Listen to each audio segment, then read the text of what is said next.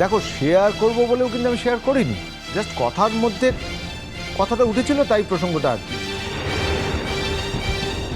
থাক দিগিনি বাবু, থাক থাক থাক, এত না ঠাঙ্গাকাটি ঝগড়াঝাটি পুজোর সময় কোনো দরকার নেই। হ্যাঁ হ্যাঁ, এই যে মেয়ের দাদা, শোনো একখানা কথা বলি, শোনো। তোমরা আমাদের জন্য কিছু কিনুনি কো, আমরা তোমাদের জন্য কিনেছি। নাও দিগিনি, সদবাদ হয়ে গেছে। না না, ধরো ধরো। ও মেজো বৌদি, তোমার একখানা শাড়িও আছে, হ্যাঁ পরো বাপু। ও মেয়ের দাদা, রাগ করুনি, তুমি কিন্তু এটা পরো, হ্যাঁ তুমি পরো। হ্যাঁ আমি বড়দাদার জন্যও কিনেছি, সে তো হেতা নেই গো। এ ভাই ভাই, এই ভাই, এই পাঞ্জাবিটা তোর, এনে তুই পরবি তো ভাই, পূজায় পরবি তো? হ্যাঁ পরবো না মানে কি যে বলিস, আর আমি কি এমন নবাব বাদশা হয়ে গেছি যে ভাই পাঞ্জাবিখানা পরতে পারবো না? পুজোর 4 দিনই পরবো। পাঞ্জাবিটা পছন্দ হয়েছে শুভ? দেখো আমার তো, আমার ছেলের শরীর এখন খুব খারাপ, ওর অসুখ এতটাই বেশি যে আমার মন মেজাজ কিচ্ছু ভালো নেই, ভালো লাগছে না আমার কিছু, বিশ্বাস করো। তাই আমি পুজোতে নতুন জামা কাপড় কিচ্ছু পরবো না। আর এটা নিয়ে যাও, এটা তোমরা রেখে দাও, আমি পরবো না, তাও রেখে দাও। যা ছেলের অসুখ বলে তোমাদের কোন কাণ্ডখানা বাদ যাচ্ছে শুনি? হ্যাঁ কোন কাণ্ডখানা বাদ যাচ্ছে? আর ছেলের অসুখ তো তোমরা সাত করে বানিয়েছো, সেটা যেন জানেনি কো। আসল কথাখানা বলো না বাপু, যে তোমাদের মানে লেগেছে। হ্যাঁ মেয়েটা এমন শখ করে এনে তোমার হাতে দিচ্ছে, আর তুমি এমন ভাবে ফিরিয়ে দিচ্ছ কেন বলো দেখিনি? তোমার দেখি সবটাতেই কি সবটাতে কি আমার, কি সবটাতে কি? বাড়াবাড়ি আরে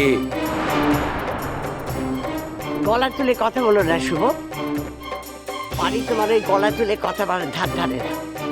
নেবে না তো নেবে না, অনেক গরিব দুঃখী আছে, তাদের দিয়ে দেবে। হ্যাঁ তাই দিয়ে দাও না, দাও দিয়ে দাও। আর তাছাড়া আমাদেরটা তো কিনতে হবে বলে কেনা, দেওয়ার ধরন দেখলেই বোঝা যায়। ও একটা কাজ খুব ভালো করে করতে পেরেছে, মেজ বৌমার সমস্ত ভালোত্বটুকু খুব যত্ন করে নষ্ট করতে পেরেছে। ওদি খেয়াল করেছো, আমাদের মেজ বৌমা কিন্তু আগে ঠিক এমনটা ছিল না, তাই না? দেখো ঠাকুরপো, কান আছে শুনতেও পাই, চোখ আছে দেখতেও পাই। সেই ব্যাপারখানা দেখেই সেদিন আসল কথাটা বলে দিয়েছিলাম। আমার মনে হয় তুমি নিজে দাঁড়িয়ে থেকে ছোটনের বিয়ের পর এবারের হাড়ি আলাদা করে দাও। পারি, এবার আমাকে বেরোতে হবে, আর যাকে যা দেবার আছে দিয়ে দাও। ওই বাবা আরো আছে নাকি? বলো যা, আমাদের বেকামুখী সে কি দোষ করলো লো? হ্যাঁ সে কি দোষ করলো? দেখছিস তো তার কি হাল হয়েছে। হ্যাঁ জীবনেও বাপের ঘরে কুটোটা ভেঙে দুটো করে নেকো। হ্যাঁ আর সেটা বরের ঠেলা খেয়ে দেখ, জুতো সেলাই থেকে চণ্ডীপাঠ সবই করতে হচ্ছে, মুখটা একদম শুকিয়ে গেছে। হ্যাঁ আর শরীরটা একদম এই কদিনে সুতোর মতো হয়ে গেছে।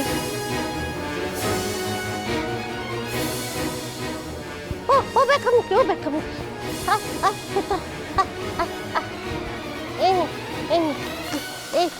এই কাপড়খানা বাপু তোর। হ্যাঁ পূজায় পরিস, হ্যাঁ পূজায় পরিস। জানি তোর কর্তার অনেক আছে, তোকে অনেক দেবেও। হ্যাঁ তোমরা হলো বড়লোক মানুষ, আমরা গরিব, তবুও যা দিয়েছি পুজো একবার পরিস, কেমন? আমাদের জিনিসটা তোমাদের মনের মতো হবে না, পড়ো কিন্তু। হ্যাঁ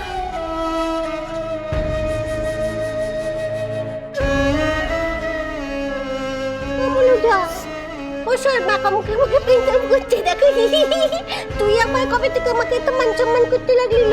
আমি কি মানুষ নাকি? হ্যাঁ সত্যি তো, তুমি মানুষ নও রাঙা পিসি, আমার চোখে তুমি এখন দেবতা। ঈশ্বরকে কোনোদিন চোখের সামনে তো দেখিনি, তবে হ্যাঁ এই জীবনে আমি তোমাকে দেখেছি। তা না হলে যে মানুষটা তোমাকে গোটা পৃথিবী থেকে দূরে সরিয়ে ফেলতে চেয়েছিল, আমাকে তুমি সবার থেকে আলাদা না করে পুজোতে কাপড় দাও। তুমি বললে বিশ্বাস করবে না, তুমি এখানে আমার জীবনের সব থেকে দামি উপহার গো। আমি মাথায় করে রাখবো রাঙা পিসি।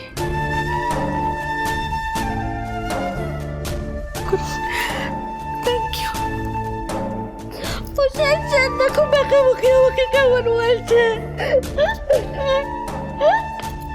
এইসব কথা ছিল আমার কত করতে হয় বলো।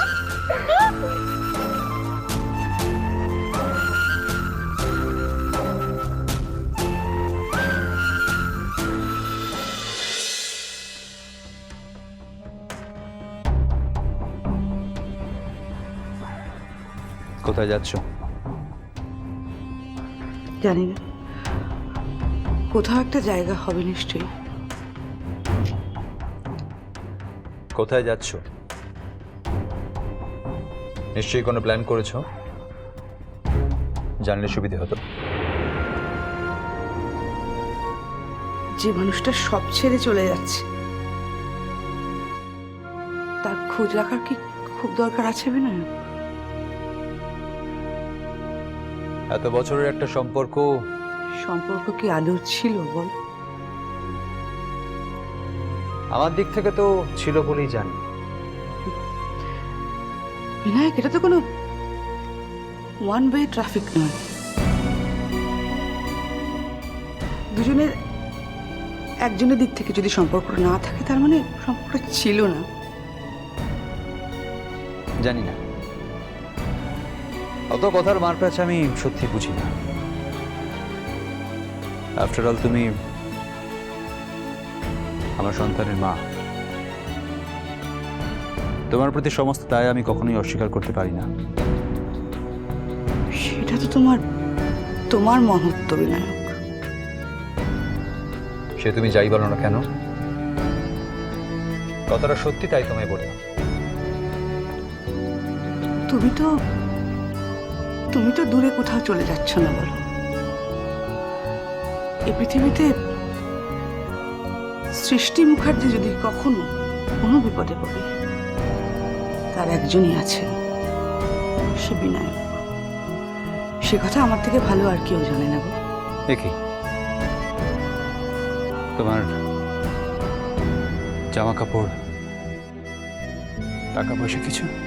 আর আমি কোনো জাগতিক বন্ধন নিয়ে যাচ্ছি না বিনায়ক। একেবারে খোলা হাত পায়ে মুক্ত হয়ে চলে যাচ্ছি। আমি আমার সমস্ত টাকা পয়সা সব আমার স্বামীকে দিয়ে গেছি। না,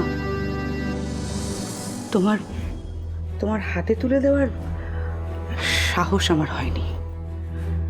তোমার ঘরে তোমার টেবিলের ওপর আমার সমস্ত চেক আমি সই করে দিয়ে গেছি। ঠিক বুঝলাম না, আমার কোন কাজে লাগবে ওগুলো? জানি আমার মতো একজন পাপী মানুষের কোনো সম্পদ তোমার কাজে লাগবে না, তবে লাগতে পারতো। তোমার এতদিনের একটা প্রজেক্ট, গ্রান্ট ছাড়া তুমি চালিয়ে যাচ্ছ। মাঝে মধ্যেই টাকার অভাবে সেটা ধুকছে। কিন্তু আমি জানি তুমি আমার টাকা পয়সা কাজে লাগাবে না।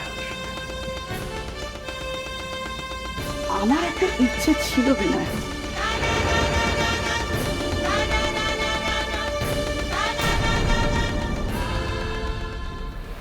আমি কোনোদিনই কোনো ব্যাপারে তোমার উপরে জোর খাটেনি সৃষ্টি।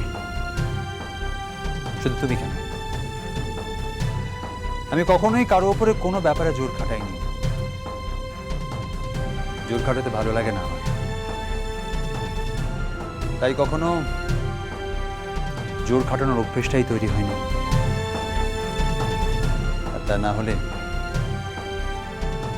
আজ আমি তোমার উপর জোর খাটাতাম। বাজে জন্মপথ